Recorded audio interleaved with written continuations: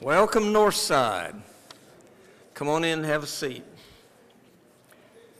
It's a good evening. It was a nice overcast morning and not too bad, and then it got hot again. So good to have you here. Let me let you know, if you have a child or grandchild in the second or third grade, the zebras, then you need to head down to the drama room for a presentation immediately after 7:45. Immediately after 7:45. So I guess that's 7:46. You have to head down to the drama room and be with them. It's good to have Dudley Chauncey with us.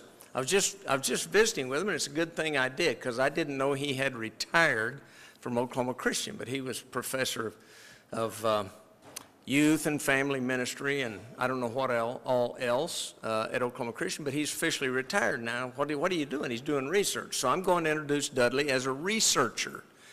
You've heard of him, you've read about him, you've read the things they write, and we're anxious to hear from Dudley. I swore he was here a couple of years ago, and he said no, he wasn't. So, Alzheimer's starts to set in at about this age. But anyway, turn to 6:15. Dan's going to lead us in a song. Dudley is going to make his presentation. And when he finishes, Dudley, I would ask you to have a prayer, and you will be dismissed. Dan.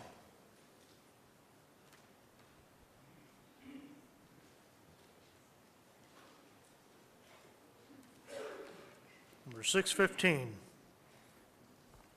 615.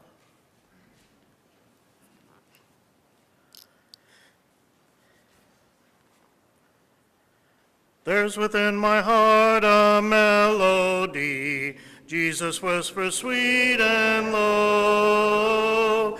Fear not, I am with thee, peace be still, in all of life's ebb and flow. Jesus, Jesus, Jesus, sweetest name I know, fills my every longing, keeps me singing as I go, feasting on the riches of his grace, resting 'neath the sheltering wing, always looking on his smiling face. That is why I shout and sing.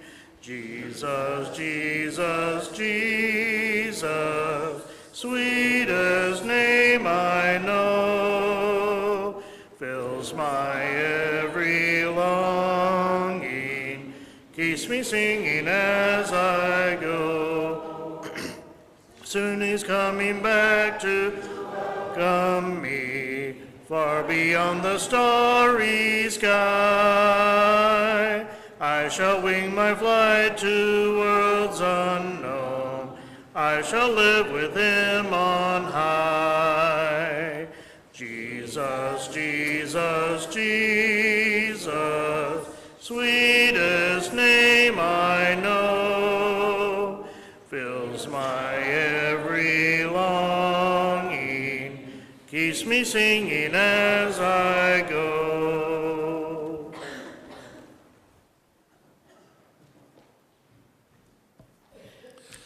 So welcome from Oklahoma. If you're worried that I'm going to ask you to all come down front, I'm not. And you can keep your cell phone out and Google the whole thing. I'm through teaching, so I'm not doing that anymore. I have been here once, and it was the day that Alyssa Ullman got married. I drove 30 miles an hour from Oklahoma City in an ice storm to get here. It took me 4 hours. I called Toby, because he was the only one I knew here at the time, and I said, hey, I'll meet you at the church. And he said, I can't come. There's an ice storm. It's too dangerous. So anyway, I think he's the minister here now, so he's probably more responsible or something than he was back at that time. The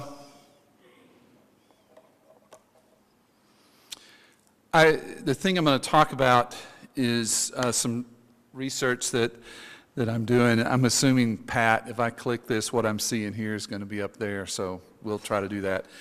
This is probably a 3-hour presentation. We're going to squeeze it down to 25 minutes or less to do that. If you have a Bible, turn to Psalm 78.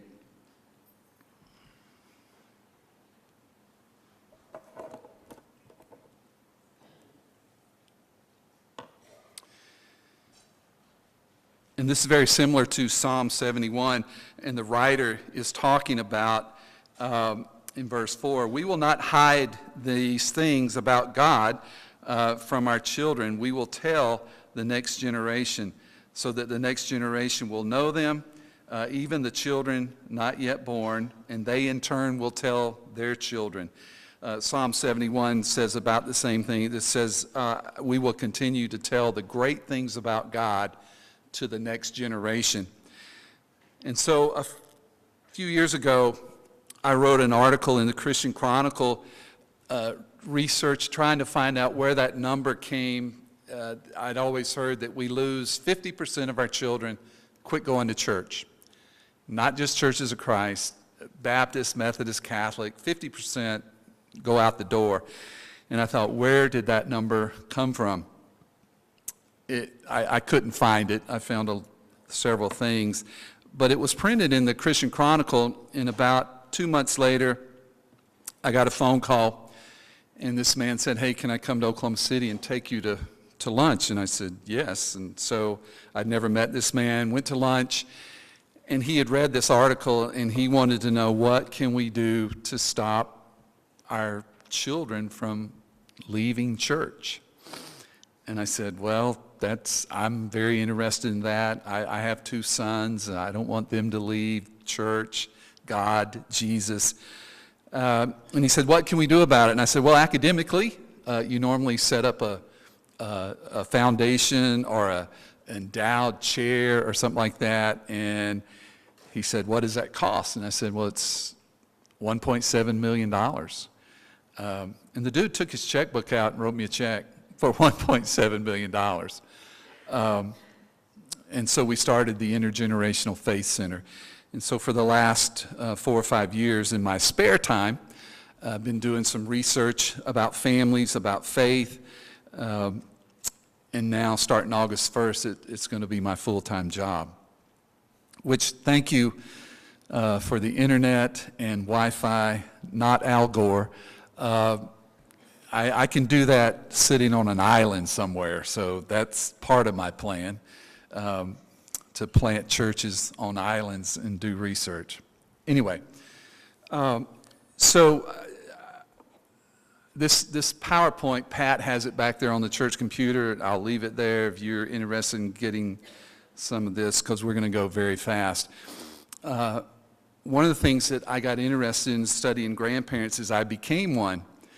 And thank God, our 2 sons are very faithful to their churches. We have 4 granddaughters, and they are 9, 7, 5, and 7 months. And we had boys. You tell boys, go play in the street. And these girls come to our house screaming and with dolls, and I don't get it, but anyway, I'm learning. But the thing that I got to thinking about was, if this is a Bible, and sometimes in my classes or places where I speak, I hold this up, and you guys will get this, I think, but I just start off class with, if this is true. And I pause like this because you're thinking, well, of course it's true. Most of you. But think about it. If this is true, we probably ought to not be here tonight. I have family. You have family. We have friends that don't know Jesus. If this is true, I mean, think about it. If this is true, you got to think about the alternatives. I think all of us in here probably think we're going to up. but there's a bunch of people that are going down, and that's on us, especially our family and our friends, our neighbors. And you may walk out here tonight and go, okay, whatever. It bothers me. I think we had to fill out cards Sunday at our church of things that we want to put in a book, and our church is going to make this big book with these 2,700 cards in it from people that filled them out. And, you know, what do you want your legacy to be? And that's one of the questions we asked in this grandparent study. What do you want your legacy to be? I want people to know I'm from Tennessee, and if you come in my office or my house or whatever, it's this color. But I want people to know where I'm going, and I want people to go with me there. And so I have this thing, especially, I'm old. I had a student about 10 years ago come out of a class. I had said a prayer. It was tough times. It might have been 9/11 or something, and I just prayed, Lord, come quickly. In Christ's name, amen. Walking out the door, this kid comes up and says, hey, your prayer bothered me. And I said, what's up? And he said, well, you're old, and I'm young, and you've already lived your life, and I don't want Jesus to come back tomorrow. I want to live, you know. And I thought, I was like 50, 20 years ago. That didn't seem to be old. Tomorrow, I'll be 70. And according to the Bible, 70, you're done.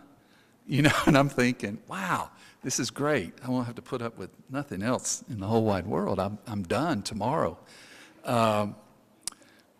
Is Will Mukes here? Is he on vacation, or he probably doesn't come to church much, does he? Y'all stole him from us. You stole Will and Carla from us. I love him. He loves golf. I'm playing golf in the morning at 6:30 with one of my best friends. My boys are taking me to lunch for my birthday. And my wife has a really secret thing for tomorrow night. I don't know what that is. But 70, and so I'm thinking, what do I want my legacy to be? What do I want my boys, my granddaughters, students that I've had, my family, what do we want them, what do I want them to think about? This article came out this week, and it's pretty disturbing. It's a group in New York City, a fanatical group, and they were basically chanting, we're here, we're queer, we're coming for your children. And another group said, pretty much tongue-in-cheek, that your children, will convert your children. It happens bit by bit, quietly and subtly. You'll barely notice it. You can keep them from disco, warn about San Francisco. We don't care. We'll convert your children. We'll make them tolerant and fair. This is probably the most tolerant ever generation in the whole wide world. They're tolerant about their stuff, but not yours, you know, kind of deal. And I think about that and think of all the stuff, you know, and we can pick our little groups that we don't like and things like that. When I go around and talk about those other things like that, people ask me what the silver bullet is. And the silver bullet is Matthew 22. Love God, love others. Everybody else in the stinking world is in that. And so how I react to that is on me. But there's other things that I can be an influence on and control, and one of those is who I am and my influence that I have on other people, but specifically on my family, my grandchildren. I want my grandchildren to be there. Some of you probably remember Stafford North, and his car tag was "Be There," up there. It works. I want that to happen. So I started this national grandparent study this year. There's over 800 people have taken the survey. I'm going to send the link to Pat or to Toby or somebody, because I would love for you guys, especially you grandfathers, step up to the plate, grandfathers, and take this survey. I just had it translated into Spanish. I'm going after a pretty large Hispanic sample. I think Hispanic families do family different than rich white people in Edmond, who is most of what my survey is from so far. But it's about grandparents, and that's who I am, so I'm into that now. And I'll show you just a couple of things and do this real quick, and then Pat or whoever's back there, wave me off here when it gets time to do that. I met one of our elders today. He is an Old Testament professor, retired. He's currently writing commentaries for a company on the Old Testament. I love Dr. Shank, and he loves children, and we talk a lot about that, and also about our children, and he has grandchildren. They do a thing called Shank Camp, and so it's next week. They've rented a house in Missouri or somewhere, so all of their kids and grandkids come for that 4-day camp. They talk about values.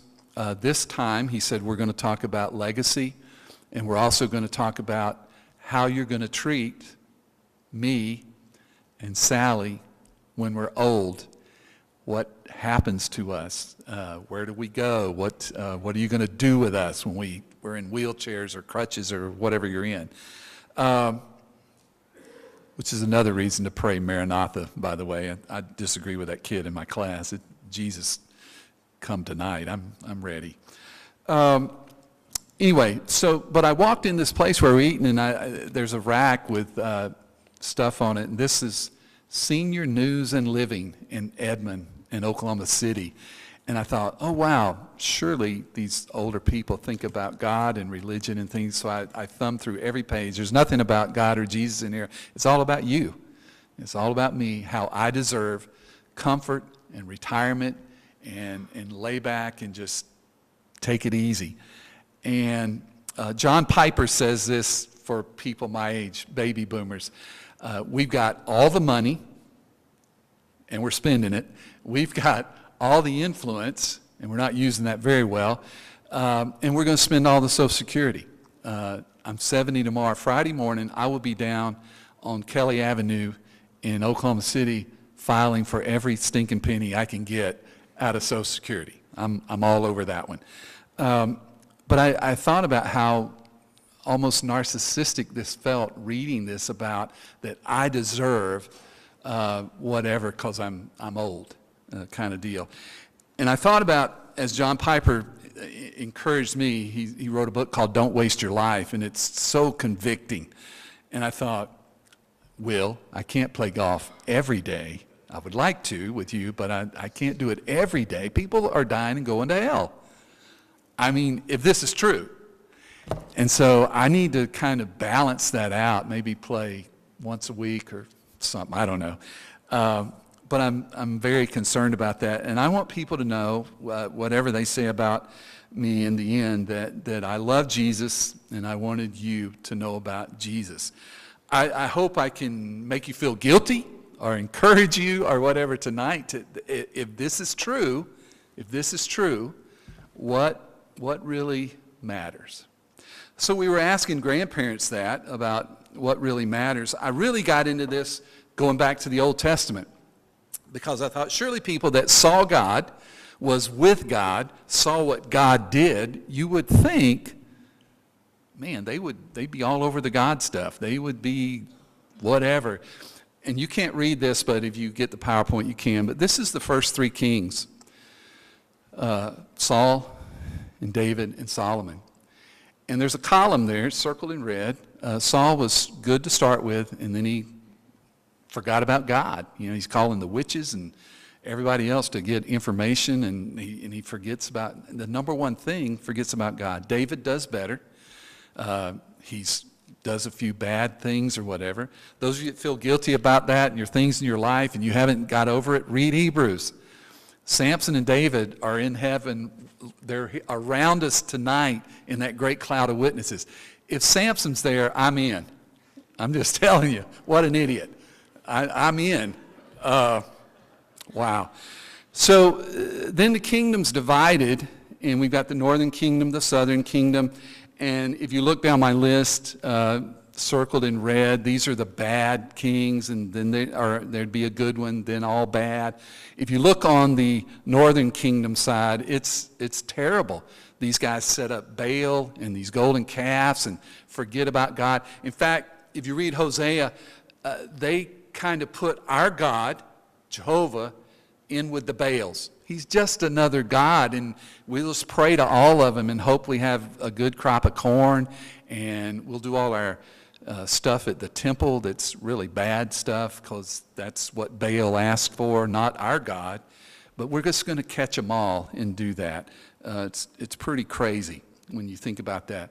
The list goes on until finally, Northern Kingdom is wiped out, never to be heard from again, ever. They're gone. We know nothing about that. Probably a remnant of people squeezed back in the Southern Kingdom, maybe, but we don't know that for sure. I mean, they're gone. And Hosea, Amos, and those prophets predicted that, and they said, hey, here's the script. You guys are just living it. Moses told you about it in Deuteronomy. If you don't watch out, this is what's going to happen to you. You swore that you weren't going to do that. He gives it over to Joshua, which is interesting. He didn't give it to his sons. He gave it to Joshua. When they get into the land, his grandson, Moses' grandson, is one of the first ones that builds a golden calf. I guess he was following Aaron, his uncle, when you think about it. But the first verse in Judges, after the conquest of the land, that Joshua did complete that. He didn't totally wipe them out, which comes back to haunt him. The first verse in Judges is they forgot about God. And you go, can we lose it in one generation? We're there. I think we're there, people, about this thing about our kids are not, and they say, we don't like your institutional church, and there's probably some good reasons that we ought to back up and look at how we're doing church.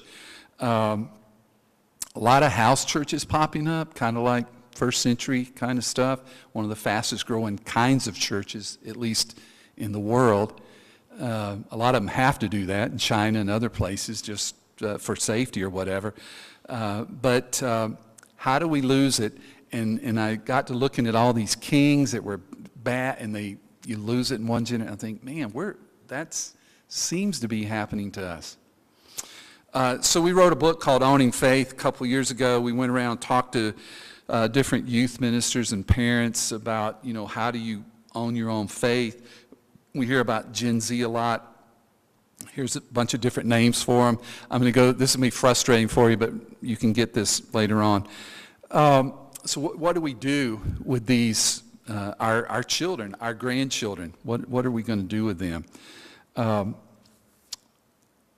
One of the things that is talked about a lot in the literature right now is that the church has failed our families. I disagree with that. I was a youth minister 25 years, and it rocked. I'm just good. It was really great. Me and Jesus, it was great. I taught youth ministry for 25 years and turned out a couple of good guys and girls, But we also learned in that time that the importance of what we call intergenerational ministry. For years, our churches put the old people over here, and we built these $1 million gyms or whatever they are for our young people to be in, because they can sing their camp songs in there and they won't hack off the old people clapping and whatever you do at camp. So keep them in the gym. And then our kids are off somewhere in zebra school or whatever that was. I'm not dogging that. I'm just saying we siloed out our people. And so there's not a bunch of people sitting around me going, man, you lived 70 years. You probably learned something. I can write a book on how not to do it. So that's helpful sometimes to tell people, don't do stupid. Don't be stupid like that, But I can also, I want people, I go to Honduras. I spent most of May and all of June in Honduras this year with groups of young people, teenagers, sharing their faith, building houses, doing medical clinics. I want to die doing that kind of stuff. I don't want to, on the golf course would be pretty cool, but I don't want to just die sitting watching TV, reruns somewhere. Although Andy Griffiths is great. Watch all of those you can, because there's some life stories there. But anyway, so when we read Deuteronomy, we beat up parents with that passage, 6:4-9, Hear, O Israel, the Lord our God, the Lord is one. And we beat parents up with that. But if you read it in context, it's about community, what we would call today the church. It does take a village.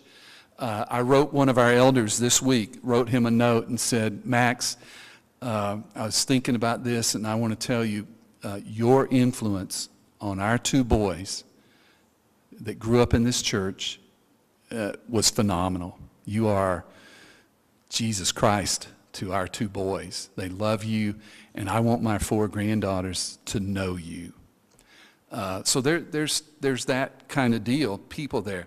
And youth ministry is not all bad. I mean, we had kids. I have just Facebooked a girl yesterday that was in my group in 1982, left the church. Her dad was wacko, but she's come back to the church, and she told me yesterday, she said, you know, I think if it wasn't for my days at Teenside, I don't think I'd be faithful to God now. You know, and so there's some good things that can go on there, but I would encourage you to think intergenerationally how you can get older folks to share their faith and their wisdom with young people. All right, I'm going to go through these real fast. This is just some books about today, and it's nothing about God or Jesus, but they're the top sellers of how to raise your kids or whatever, and some of that stuff's good, but it's like, wow. These next few slides talk about the elderly, me, and some of you that we're just kind of put aside, and we're not used in the church, and so we need to be careful about that. Let's see here. Growing old in Christ. Once again, we were laying the groundwork for this grandparent study.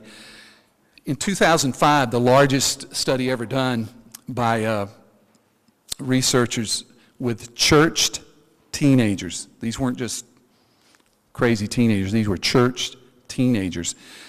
$3 million study. And the number one finding was they could not articulate their faith. They couldn't tell you their faith story.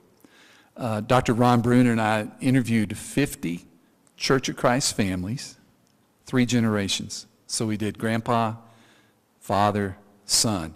Son had, the third group had to be over 18 years old, where they were able to choose which church they went to. And we specifically picked 50 families that were still all in Churches of Christ. You would think, those of you that are my age or older, you would think telling their faith story that they would have said, I got baptized when I did baptism. I mean, most of us, if you grew up like I did, that's the only way you get in. You know, if you don't do that, you don't have a chance, kind of deal. None of the 150 mentioned baptism when they told us their faith story, and I just found that fascinating, and there were several other things that went with that. But 2 years later, Lily gave this same group another $3 million and said, go find the parents of those kids that you surveyed and ask them some of the same questions. Their number one finding was the parents could not articulate their faith. And so this is on us, on you. I would pray, if you're a grandparent, please, if you can't do it in face-to-face, videotape yourself telling your faith story. How you came to faith in God, why you love the church. I mean, why are you here tonight? I mean, most of the people that come here on Sunday aren't here, but you're here, so you might be the remnant or the very few faithful, whatever you are. But have you told your children? I taught Christian family for years, and I always ask this one question. It was on my little "Who Are You" survey thing at the beginning of class. Has your parents told you their faith story? Maybe one a semester would say yes, out of 50. And I'm like, how can you do that or not do that? Please videotape yourself if you can't do it face-to-face. You should do it face-to-face, but let somebody know your faith story and pass that on. That's part of how you share your faith. In fact, in our research, that I might get to some of it in a minute, we asked them, how do you transmit your faith to your grandchildren? And reading the Bible was a very top one. Taking them to church was big. Praying for them and with them was big. And about number 4, whatever, was telling them my story of how I became a Christian. Those are big. Now, when I go interview college students, and I did 90 of them in our honors program 2 years ago, and I asked them, getting ready to do this grandparent study, I said, tell me which of your grandparents, paternal, maternal, however you say those, the dad and mom's parents, who had the most effect on you spiritually, and how did they have that effect on you? And the number one answer was they told me their faith story. Who knew? Reading the Bible with them, praying with them, taking them to church were 2, 3, and 4. So it's very powerful for you to do that. If you haven't done it, write it out. Some of you need to just write it out and learn it, or what, and then tell it. Do that. It'll be great. There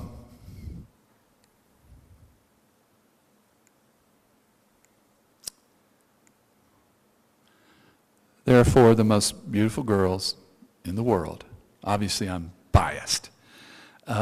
They can already quote Psalm 25. I asked them yesterday about Psalm 100, and they said, we're not there yet. So they're learning Psalm 100. My wife's here tonight, and when we do Easter, a very religious holiday for us, the bunny rabbit and the whole thing. But in her eggs, she puts Bible verses, and for them to get candy, they got to read a Bible verse to get candy. I mean, we do bait and switch. Jesus did it. Feed them fish and bread. They'll listen to the sermon. Nobody did it better. So we're into anything we can do so that they will know Jesus. When they get in the car to go home, almost every day from our house, a lot, I tell them, who loves you the most? Jesus. Who's next? Mom. You know, I didn't get that with my 2 boys either. It was always Mom. So here's the deal of how we're looking at this. And once again, you can look at these later. There's not much in the research about the transmission of faith and religion, but there is some, and we've shared that in an article honoring Lynn McMillan in a journal. We used to place grandparents and elders at the top, and that doesn't happen much anymore. However, in my experience in Honduras and Mexico with some families I know, grandparents die in their homes. You don't take them to a nursing home. You don't. They're with us. That's my grandmother. I'm not going to put her in some home somewhere. And I know a lot of us are in that situation right now. It happened in our family, and I mean, you just give up kind of because you need help, and I get that. But to Hispanic families, it's not. I've never seen a Hispanic family in a nursing home. Never. There may be Hispanic nursing homes I don't know about. But anyway, I think about that and think about the honor that you give your elders, and not just church elders, but us, older people.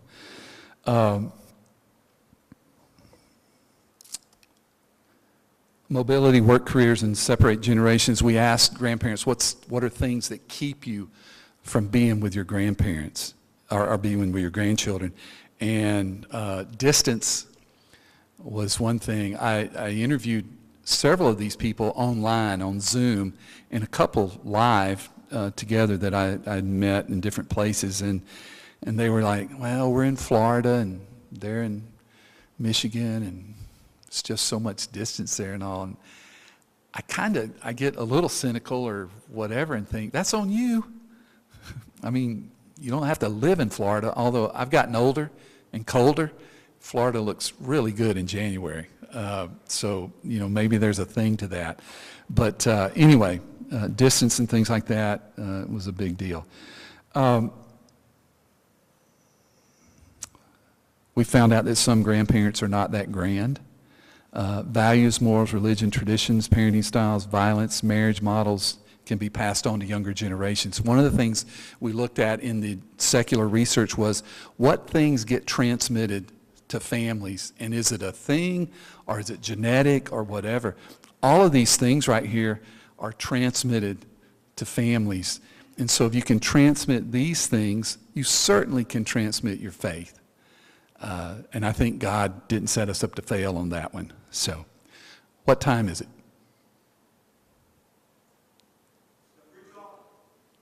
7 what? Oh my goodness. We got 5 minutes for 4 hours of stuff here. Let me just show you what's on here. So please get this deal here. And I'll send you the link to take the survey yourself. I would be very honored for you to do that. It's totally anonymous thing. You'll get paid for it in heaven. A lot. You'll get a special bathroom or something. I don't know. Okay. What we're attempting to do with this research, interviews in and out of the church. I've actually had a couple of atheists do the survey. Pretty interesting. Some people that aren't going to church anymore. One of the things that I find interesting is people your age, my age, are almost as confused about institutional church as what we're claiming Gen Z is confused about. We ask, what church did you grow up in?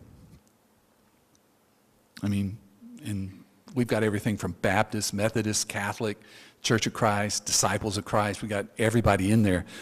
And a lot of these people grew up in those churches, but they changed. They're not going to that. We ask them, where are you going now to church?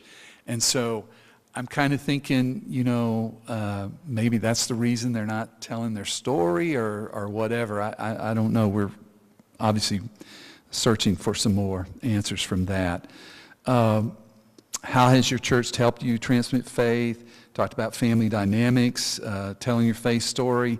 Do you really want to be a grandparent? Several of the grandparents don't want to be grandparents. I mean, they were 30. My youngest grandparent in the study is 32 years old.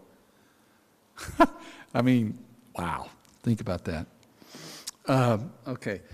So what? So in 2 minutes, here's 900 slides. Basically what this does, it tells what we are trying to do in this.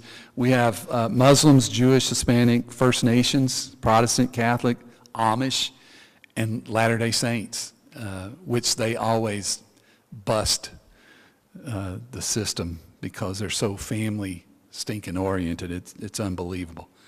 But if you'll get a copy of this, you can go through and see the different demographics and things. And there's a few things here on questions that we asked about marriage. One of the number one things that have come out of this, the best thing that you can do, and we've told parents this for years, the greatest thing you can do for your children is stay married. And I know that's tough because there's some marriages that just, they're terrible, they're bad. But for the kids, research proves it over and over again, staying married is one of the greatest things you can do for your kids. Several of the grandparents, over 200 of them, said, my best way of showing our grandkids about our faith is through our marriage. So if your marriage is sucking right now, kind of get it together, grandparents, and you other parents, because it's powerful. It says a lot to your children about how you do things. I remember when my oldest son was going to get married, he came to me and he said, I found her. She's the one y'all been praying for 29 years or whatever it was. Was it? I don't know. But I got a question. She said her parents are divorced, and if things get rough, will she think about divorce? And I said, well, think about this. That's what she's been taught. Times get bad. That's what her parents taught her. Now, will she do it? I don't think so. She loves Jesus more than you do, and she will make you a better man. But that was him thinking about, we learn from our parents and our grandparents. So get your act together on that. That's a pretty cool thing. There's tons of this in here about different things of religion and things that separate them. These are some of the churches that we've been through. Different questions we ask: how do they keep in touch? How do they spend their time? Those kind of questions. And so one interesting thing, there's a concept called a gatekeeper.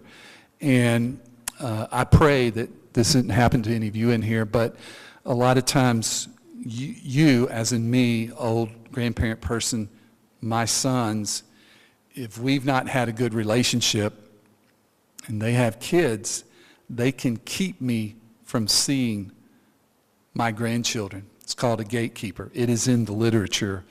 We found it in about 10 of people in our sample so far that say, I can't see my grandchildren. I was interviewing a man. I know his daughter and his granddaughter. They are Jesus Christ incarnate. They are unbelievable Christian women. And I thought, yeah, I want to know what this guy did to make his daughter and granddaughter be, So I interviewed he and his wife one night on Zoom, and they were telling me all the things they did. I said, well, that's great. God bless you. Let me say a prayer with you. And they said, what do you want to know about our son? I said, I didn't know you had a son. He said, well, sort of. And they tell me this story about their son. And these two kids grew up same mom and dad, same grandparents, same great church. And this son just totally rebelled. Now, I don't know if this has anything to do with it. The daughter went to a Christian college. The son went to a secular school. Just saying. They can see their 3 grandsons one time a year, Christmas Day, for 2 hours. And if they bring presents, they can't be wrapped because they don't want them to give them Bibles or anything about religion or anything. I mean, I hope that hits some of you in your heart to think about.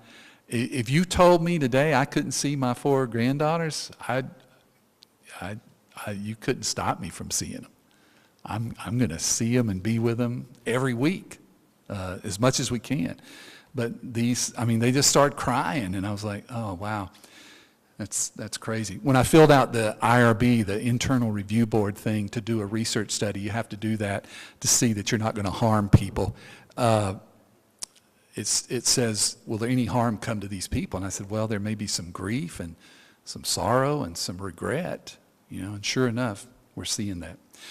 So I'm going to quit so we can go to the zebra thing and see your grandchildren. I hope some of you have children in there. And once again, I'm going to send this. It's a Survey Monkey thing. It takes about 15 minutes to do it. I'll send it to Toby, and he can get it out to you. Please, if you're a grandparent, I would love for you to take it. It's totally anonymous. And let's stand and let me say a prayer for you here.